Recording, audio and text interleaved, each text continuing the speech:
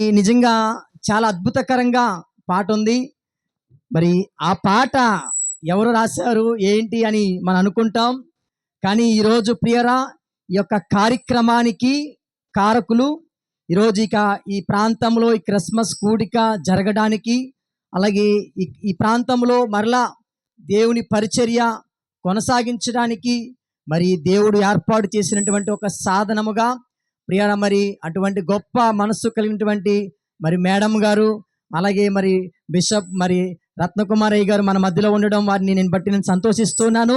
ఈ సమయంలో మరి మేడం గారిని వేదిక మీదకి ఆహ్వానిస్తున్నాను.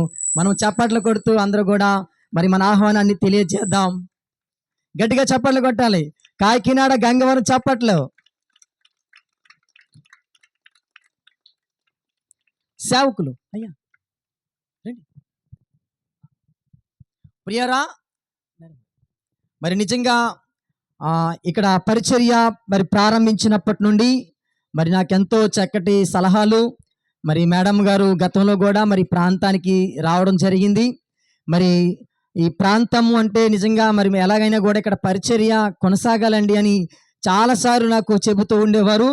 కానీ దేవుడి యొక్క మహాకృప, దేవుని యొక్క మరి ప్రేమ మరలా ఇక్కడ ఈ స్థలంలో మనం అందరం కూడా ఇలా కూడుకోవడం జరిగింది. మరి ప్రియరా, నేను సార్ గారు నిజంగా రారేమో అనుకున్నాను. ఎందుకంటే అయ్యగారికి చాలా బిజీ షెడ్యూల్ అండి, అస్సలు ఖాళీ ఉండదు. కానీ ఈరోజు మరి కాకినాడ నుండి ఎంత దూర ప్రాంతము మన మధ్యకు వచ్చారు. నిజంగా అయ్యగారిని బట్టి నేను చాలా చాలా సంతోషిస్తూ ఉన్నాను. మరి అయ్యగారు ఒక మాట చెప్పారు, నేను పైకి రాను అని. మరి వారిని నన్ను క్షమించాలి, నేను వారిని పిలవలేకపోతున్నందుకు. మరి ఫ్యామిలీతో, కుటుంబంతో మరి మేడం గారు, అయ్యగారు, సార్ గారు, అలాగే వారి పిల్లలు కూడా వచ్చారు. వారందరిని బట్టి నేను ప్రభువును స్తుతిస్తూ ఉన్నాను. మరి ఈ పాట మనం విన్నాము కదండి. ఈ పాట ఇంకా అనేకమైనటువంటి పాటలు మరి మేడం గారి ద్వారా దేవుడు రాయించాడు. మరి ప్రతి పాట కూడా మీరు విందురు కానీ మన మన చర్చ్ గ్రూప్లో పాటలన్నీ కూడా నేను మీకు షేర్ చేస్తాను. ప్రతి పాట కూడా చాలా మంచి అర్థాలు ఉన్నాయండి, నేను గమనించాను. నేను చాలాసార్లు ఆ పాటలు కూడా వింటూ ఉన్నాను. దేవునికి మహిమ కలుగును గాక. మరి సమయంలో మేడం గారికి సమయాన్ని అప్పగిస్తున్నాం. మరి కేక్ కటింగ్ కార్యక్రమం ఉంది. అలాగే చిన్నపిల్లలకు మేము కొన్ని గిఫ్ట్స్ ఏర్పాటు చేసాం.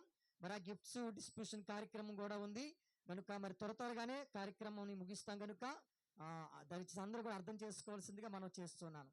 ఈ సమయంలో సేవకులు వేదిక మీకు రావాల్సింది. అయ్యా స్టేజ్ వేసిందే సేవకుల కొరకు.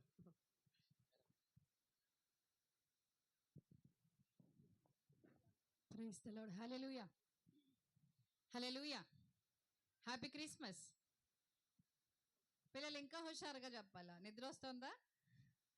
Happy Christmas, merry Christmas, happy happy Christmas. Praise the lord. Hallelujah. మరి ముందుగా ఇక్కడికి రావడానికి మరియు తన ఉచితమైన కృపను చూపిన దేవునికి వేలాది వందనాలు. మరి అలానే ఇక్కడికి మమ్మల్ని ఆహ్వానించిన మరి సహోదరులు మరి లాజర్ గారికి, మరి వారి కుటుంబానికి, అలానే మరి డయాస్ మీద ఉన్న దైవజనులందరికీ, అలానే కూడి వచ్చిన మీ అందరికీ కూడా ప్రత్యేకమైన వందనాలండి. మరి ఇప్పుడు ఇందాక పిల్లలు చక్కగా డాన్స్ చేశారు. మరి సహోదరులు చెప్పారు ఈ పాట మరి సిస్టర్ ఆర్కే రేఖ అఫీషియల్ అనే యూట్యూబ్ ఛానల్లో మరి పెట్టడం జరిగింది. రీసెంట్గా ఇది ఆల్బమ్ రిలీజ్ చేయడం జరిగింది. దేవుని కేవలం దేవుని నామాన్ని మహిమపరచడానికి, దేవుని నామాన్ని మరింతగా ప్రజల్లోకి తీసుకువెళ్ళాలి అంటే పాటలు కూడా ఒక సాధనం. కాబట్టి మరి దేవుడు తన ఉచితమైన కృప చొప్పున సుమారు 85 పాటలు రాయడానికి కృప చూపించారు. మరి ఆయనకే వేలాది వందనాలు. మరి ఫస్ట్ ఆల్బమ్ ఇది, ఇప్పుడు పిల్లలు డాన్స్ చేసినది ఫస్ట్ ఆ క్రిస్మస్ ఆల్బమ్. అది రారో రారో చేద్దాం పండుగ అనే ఒక క్రిస్మస్ ఆల్బమ్. మరి ఈ ఆల్బమ్ నుంచి ఒక పాటని మరి ఇప్పుడు నేను పాడాలని ఆశపడుతున్నాను.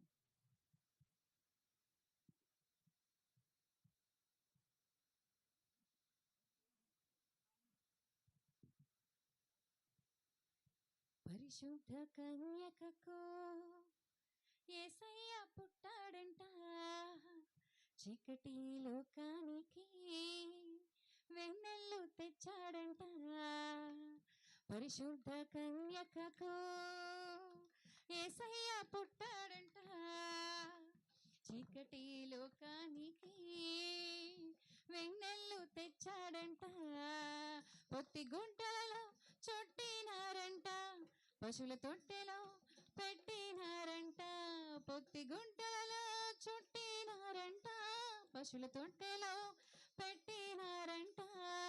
అందుకే రరో రరో రరో రరో చేద్దాము పండుగ, రరో రరో రరో రరో సంతోషమే మెండుగా, రరో రరో రరో రరో చేద్దాము పండుగ, రరో రరో రరో రరో సంతోషమే మెండుగా.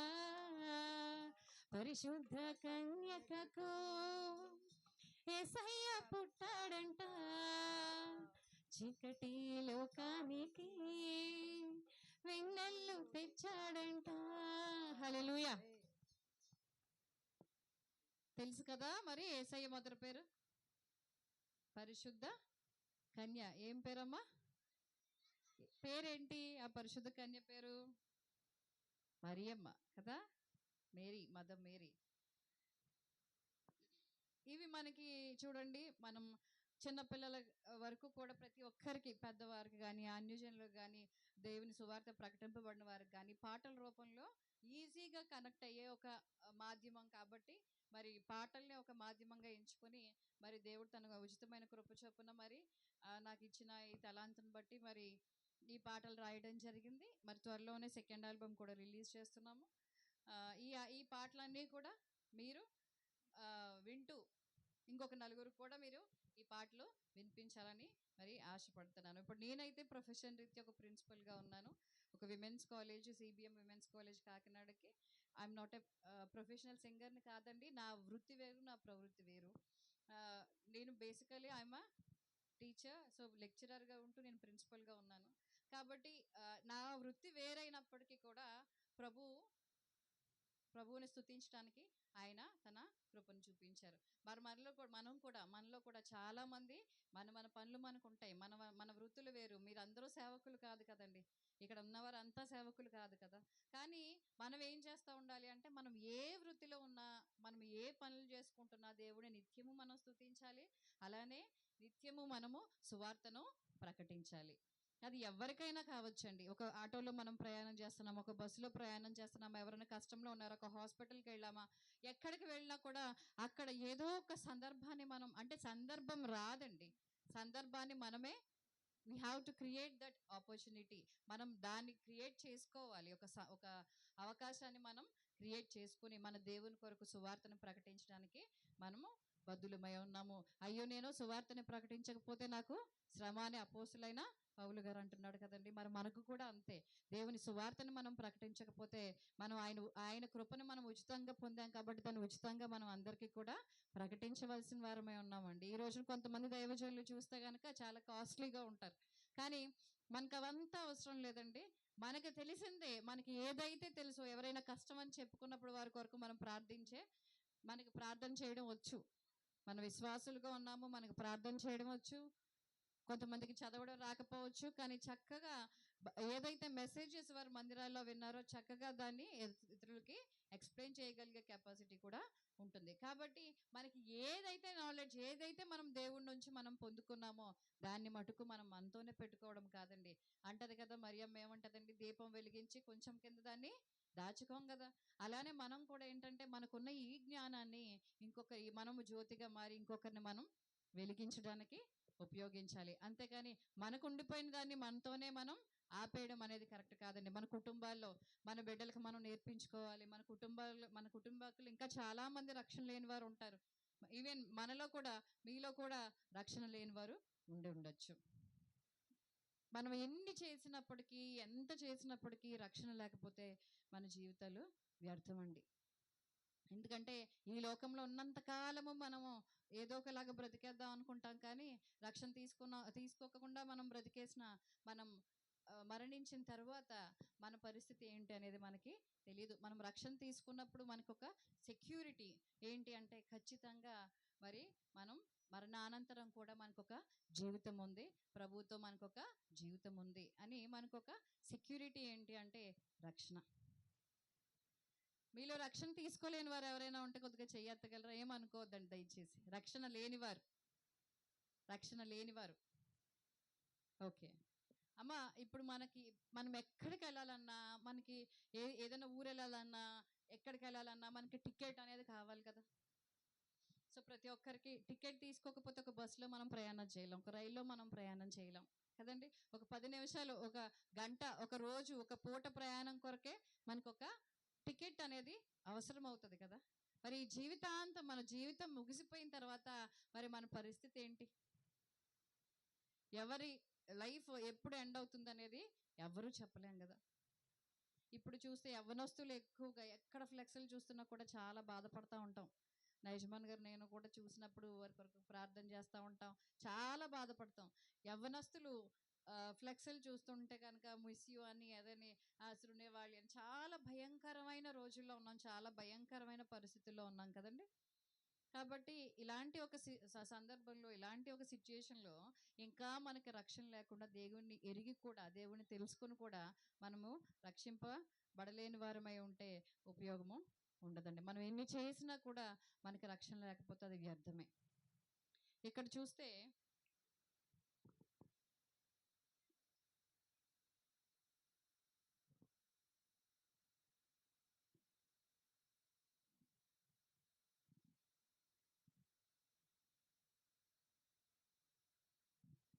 మీలో బాప్తిస్మం ఇచ్చి యోహాన్ గారు తెలుసా అండి మీకు? బాప్తిస్మం ఇచ్చి యోహాన్ గారు ఎంతమందికి తెలుసండి? పరిచయం కాదండి, బైబిల్లో బాప్తిస్మం ఇచ్చి యోహాన్ గారి కొరకు తెలుసండి? దేవునికి స్తోత్రం. బాప్తిజం ఇచ్చే యోహాన్ గారి కొరకు తెలిసి కూడా ఇంకా బాప్తిజం తీసుకోలేకపోతున్నాం. మీకున్న సమస్యలను బట్టి మరి ఇక్కడ సంఘం ఉంది కాబట్టి మరి ప్రార్థన చేస్తారు. మీరు కూడా చాలా బలంగా ఉండాలి. ఇక్కడ చూస్తే మనం మార్కు సువార్తలో చూస్తే కనుక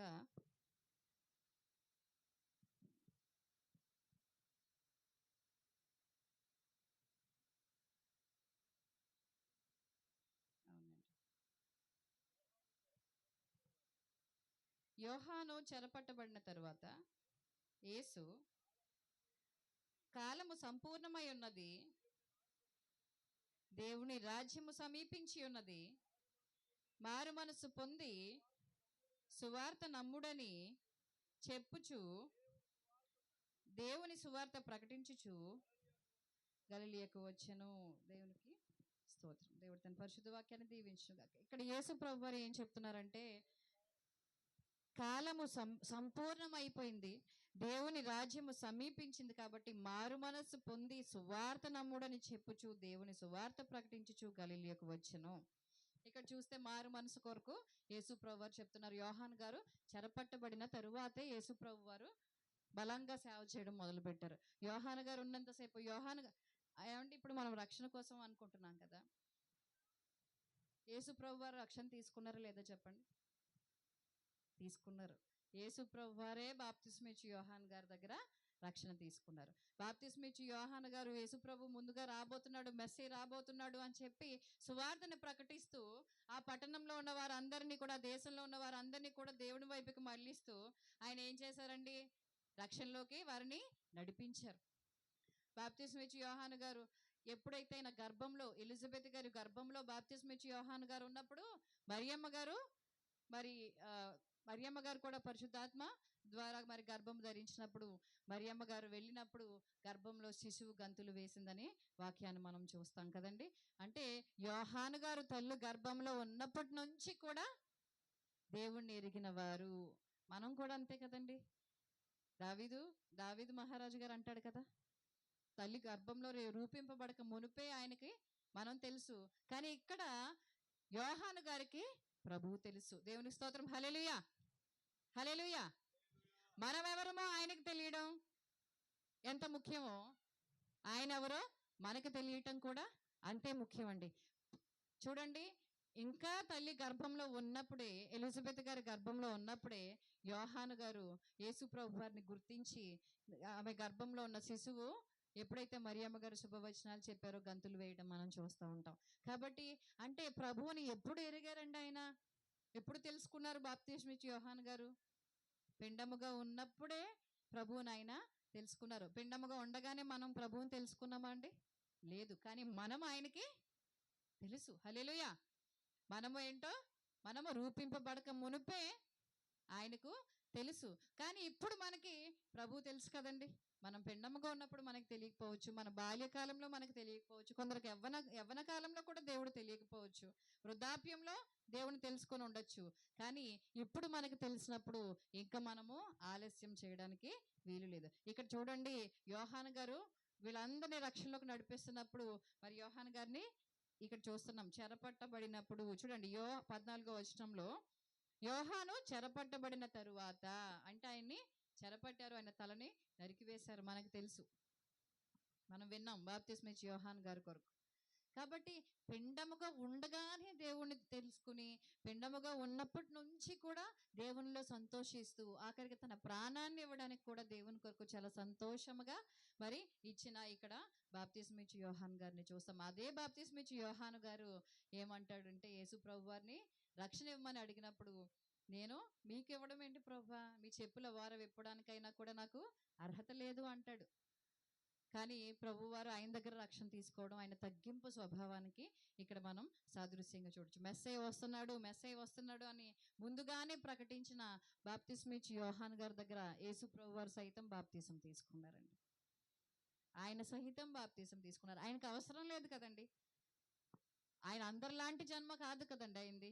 మనం జన్మరీత్యా కూడా పాపంలో నుండే వచ్చిన వారం కాబట్టి మనకు అవసరం కావచ్చు, కానీ ఆయనకు అవసరం లేదు. కానీ ఎందుకు ఆయన రక్షణ తీసుకున్నారు అంటే, మనకి మాదిరిగా ఉండడానికి ఆయన రక్షణ తీసుకున్నారు. హల్లెలూయా. మాదిరి కావాలి మనకి మాదిరి కావాలి. చూడండి, ఒక పాస్టర్ గారు ఉంటారు, ఆయన అన్ని వ్యసనాలకి బానిస అయిపోయి ఉండి ఆయన మందిరంలోకి వచ్చి వాక్యం చెప్పగలుగుతారండి? చెప్పగలిగిన మనం వినగలుగుతామా? వినలేమండి. ఎందుకంటే కాపరికి ఏముండాలి? మాదిరి ఉండాలి. అలానే విశ్వాసకు కూడా ఒక మాదిరి, ఒక క్రమం ఉండాలండి. ఒక క్రమం ఉండాలి. ప్రార్థించినప్పుడు ప్రార్థనలో జరగలేని కార్యాలను మనం చూడలేము. మనం ఎప్పుడైతే వృద్ధాప్యంలో బిడ్డల కన్నప్పుడు అబ్రహాము శారా గారినే అనుకుంటాం, కానీ ఇక్కడ కూడా మనం చూస్తాం ఆయన కార్యాలు మనం నమ్మాలి. ఆయన చేయగల సమర్థుడు అని మనం నమ్మాలి. ఎలిజబెత్ గారికి కూడా మరి వృద్ధాప్యంలోనే దేవుడు కుమారుని ఇవ్వడం జరిగింది, జకర్యా గారికి, ఎలిజబెత్ గారికి. ఆయన కార్యాలు చాలా అద్భుతమైన కార్యాలండి.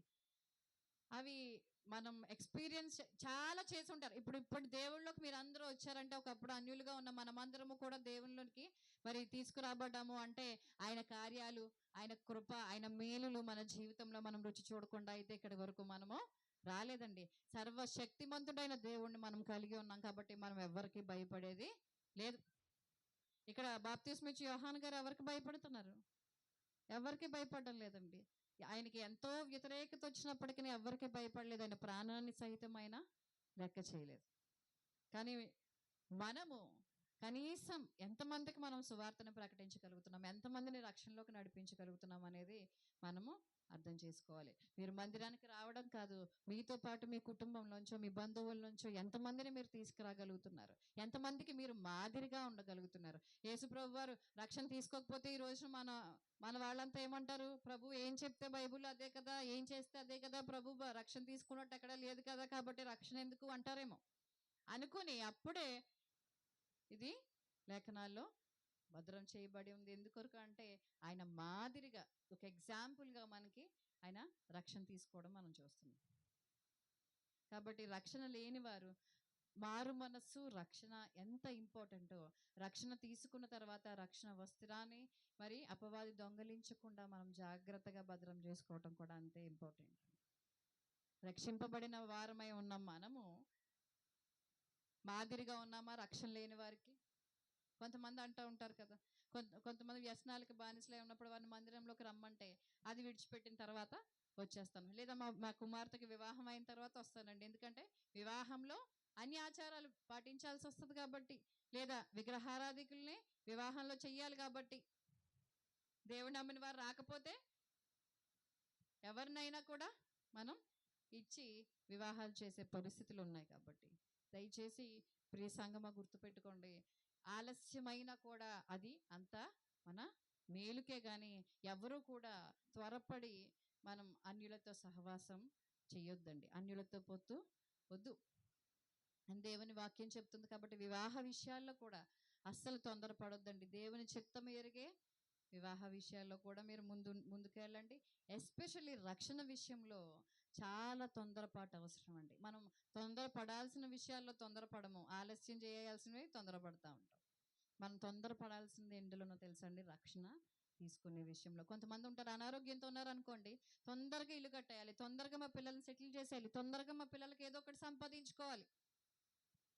జనరల్‌గా ప్రతి తల్లిదండ్రులు ఏదైనా అనారోగ్యంలో ఉన్నారు, వీరు ఎక్కువ కాలం బ్రతకరంటే వారు ఆలోచించేది వారి బిడ్డల కొరకే కదండీ! వారికి వివాహాలు కాలేదు, వారికి ఇంకా ఏవో ఆస్తులు ఇవ్వలేదు, ఏదో చేయలేదు, వారికి చదువులు ఏదో చేయాలి, ఇంకా తొందరగా అవన్నీ ఫినిష్ చేసుకోవాలి అని ఆలోచిస్తూ ఉంటారు గానీ, ఇంకా నాకు రక్షణ లేదు. నా ఎప్పుడు ప్రభువు రాకడ సమీపిస్తుందో నాకు తెలీదు. కాబట్టి నేను రక్షణ కొరకే సిద్ధపడాలి అనేది మనకి తొందరపాటు ఉండాలండి. ఎందుకంటే ప్రభువు వారే మాదిరిగా ఉండి మరి రక్షణ తీసుకుని మనకు కూడా మరి రక్షణ. చూడండి ఈరోజు క్రిస్మస్ అంటే ఏమైపోయిందంటే, క్రిస్మస్ అంటే ఒక ఆడంబరం, ఒక పట్టు బట్టలు, ఒక రకరకాల వంటలు చేసుకున్నామా, బంధువులందరినీ పిలుచుకున్నామా, అక్కడికెళ్ళామా, ఇక్కడికెళ్ళామా, ఎంజాయ్మెంట్ అనేది అయిపోయింది తప్ప క్రైస్ట్ సెంటర్డ్ క్రిస్మస్ అనేది కనిపించట్లేదు. క్రీస్తుని ఒక పక్కన పెట్టేసి మనం మిగతా సమయాన్ని, ఎక్కువ సమయాన్ని మందిరంలో గడపడం కంటే కూడా ఈ షాపింగ్‌లో గడపడానికి, ఈ పిండి వంటలు వండుకోవడానికి గడపడానికి, బంధువుల్ని ఇన్వైట్ చేసుకుని బంధువులతో గడపడానికే ఇష్టపడుతున్నామేమో కానీ, మరి ఎక్కువ సమయాన్ని ఈ క్రిస్మస్ పర్వదినాల్లో దేవుని వాక్యం వినడానికి, దేవుని మందిరంలో సమయాన్ని గడపడానికి ఇష్టపడుతున్నామా లేదా అనేది మనం గ్రహించుకోవాలండి. ఎందుకంటే నిజమైన క్రిస్మస్, క్రైస్ట్ సెంటర్డ్ క్రిస్మస్ ఏంటి అంటే దేవునితో ఎక్కువగా సహవాసం కలిగి ఉండడమే. క్రిస్మస్ అంటే ఏంటండి? క్రీస్తుని ఆరాధించటం. క్రిస్మస్ అంటే ఇట్స్ నాట్ అ సెలబ్రేషన్ అండి. క్రైస్ట్ అంటే క్రీస్తు, మాస్ అంటే ఆరాధన, వర్షిప్. కాబట్టి క్రీస్తుని ఆరాధించడమే క్రిస్మస్. కాబట్టి క్రీస్తుని ఆరాధిస్తూనే మనం క్రిస్మస్ చేసుకోవాలి. అదే సంతోషకరమైన క్రిస్మస్ తప్ప అంటే మీకు మనం మంచి బట్టలు కొనుక్కోవద్దా, మంచి ఫుడ్ తినొద్దా, మంచి బంధువుల్ని పిలుచుకోవద్దా అంటే అన్నీ చేయండి, అన్నీ చెయ్యాలి. కానీ నిజమైన ఆనందం ఏంటి అంటే క్రీస్తుతో ఎక్కువ సమయాన్ని మనము గడపాలి. హల్లెలూయా! ఇప్పటికే చాలా ఆలస్యమైందండి. మరి నేను రావడం కూడా మరి నాకు ముందు దైవజనులు కూడా మరి నేను మెసేజ్ విన్నాను. మరి చక్కగా వివరించారు మీకు చాలా విషయాలు. నేను I urge you one thing, ఏంటి అంటే I sincerely urge you one thing that మీరందరూ కూడా ఎవరైతే ఇంకా రక్షణలోకి నడిపించబడలేదో, యేసు ప్రభువారే రక్షణ తీసుకున్నప్పుడు మనం రక్షింపబడకపోతే గనుక మన విశ్వాసానికి అర్థం అనేది ఉండదండి. మన విశ్వాసానికి కొలమానము రక్షణ. కాబట్టి ప్రతి ఒక్కరూ కూడా ఎవరైతే రక్షింపబడలేదో వారందరూ కూడా రక్షణ తీసుకోవాలి. అలానే సువార్తను ప్రకటించాలి. ఎవరైతే సువార్తని అంటే నాకేం తెలీదు, నేను చదువుకోలేదు అని కాదండి. ఎవరైతే బాధలో ఉన్నారో వారిని ఓదారుస్తూ దేవుని మాటలు చెప్పినప్పుడు తప్పక వారు దేవుని వైపు ఆకర్షింపబడతారు. కాబట్టి మనం ఒక మాదిరిగా ఉండగలిగితే మటుకే, ఒక విశ్వాసిగా మనం ఒక మాదిరిగా ఉండగలిగితే మాత్రమే మనం ఇంకొక విశ్వాసిని ఆకర్షించగలుగుతాము. అందంగా ఉండే పువ్వులు మాత్రమే కదండి ఆకర్షించగలుగుతాయి. వాడిపోయిన పువ్వులను చూసి మనం ఇష్టపడతామండి ఎవరమైనా? ఎవ్వరూ ఇష్టపడరు. అందమైన వికసించిన మనస్సులు, వికసించిన ముఖాలు, అందంగా ఉన్నవారనే ఎవరైనా కూడా ఇష్టపడతా ఉంటారు కదండి. అందం అనేది ఏంటంటే మరి శారీరకమైన అందం కాదు, కానీ ఆత్మ సౌందర్యాన్ని కలిగి మనం ఎదుటివారిని ఆకర్షించాల, దేవుని యొక్క సువార్తను ప్రకటించాలి.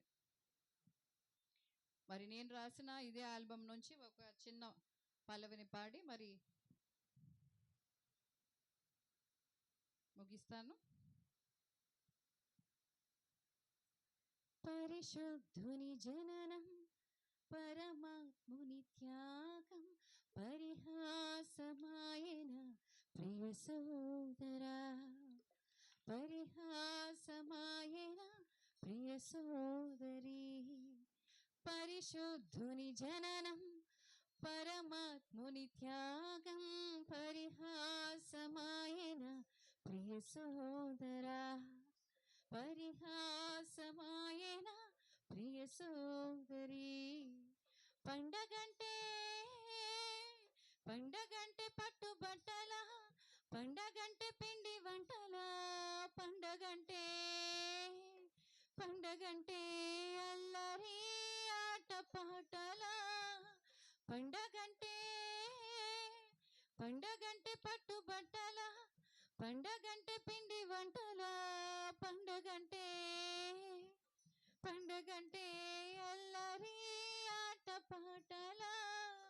పరిశుద్ధుని జననం, పరమాత్ముని త్యాగం పరిహాసమాయన ప్రియ సోదరా, పరిహాసమాయన ప్రియ సోదరి.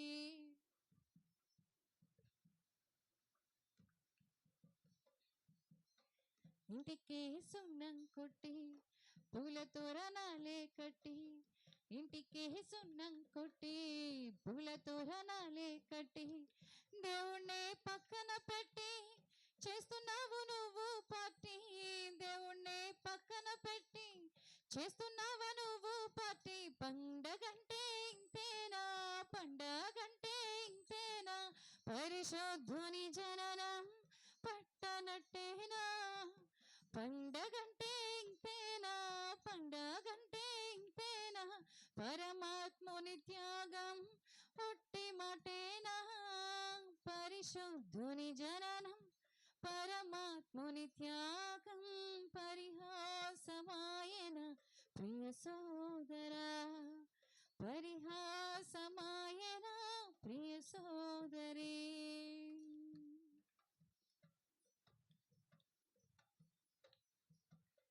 నామకార్థం విడచిపెట్టి నీ విచారం పక్కన పెట్టి, నామకార్థం విడచిపెట్టి నీ విచారం ప్రక్కన పెట్టి, దేవుని చెయ్యే పట్టి చెయ్యాలి నువ్వు పార్టీ.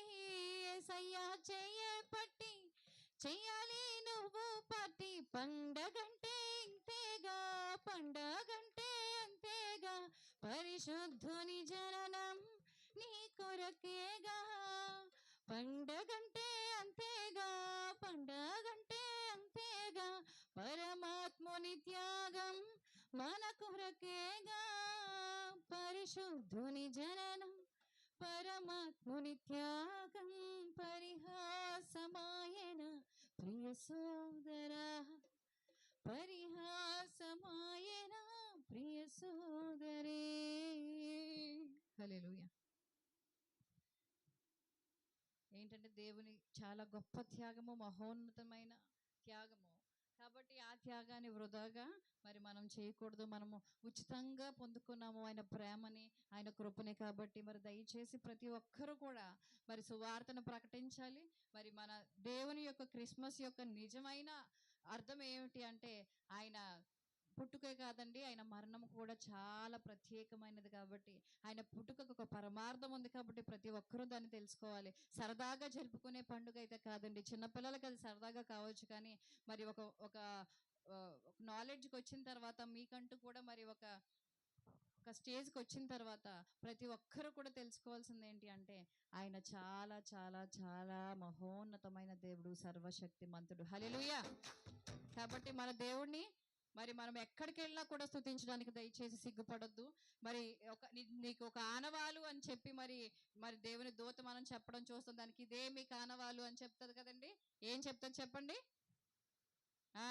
పొత్తి గుడ్డలలో చుట్టబడి పశువుల తొట్టిలో పరుండును అతనికి యేసు అని పేరు పెట్టదు, దానికి ఇదే నీకు ఆనవాలు అని చెప్తుంది కదా. మరి మనకి ప్రతి క్రైస్తవుడికి ఒక ఆనవాలు ఏంటి అంటే పరిశుద్ధ గ్రంథము. ప్రతి ఒక్కరు కూడా సిగ్గుపడకుండా పరిశుద్ధ గ్రంథాన్ని తీసుకుని వెళ్ళాలి. మరి ప్రతి చోట కూడా సిగ్గుపడకుండా దేవుణ్ణి ప్రకటించాలి. ఎవరైతే అవసరతలో ఉన్నారో వారి కొరకు ప్రార్థించాలి. దేవుడు తన పరిశుద్ధమైన వాక్యాన్ని దీవించును గాక. Thank you. Praise the lord. గట్టిగా మనము చప్పట్లు కొడుతూ దేవుని నామాన్ని మహిమపరచుకుందాం.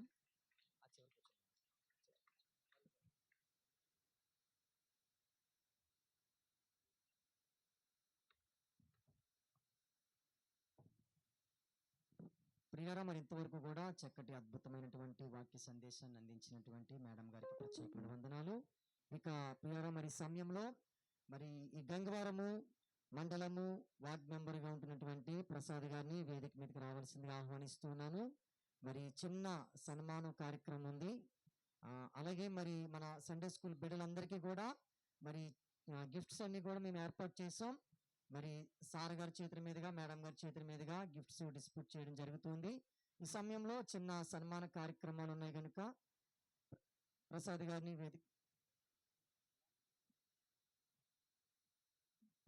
వేదిక మీద రావాల్సింది మనం చేస్తున్నాం.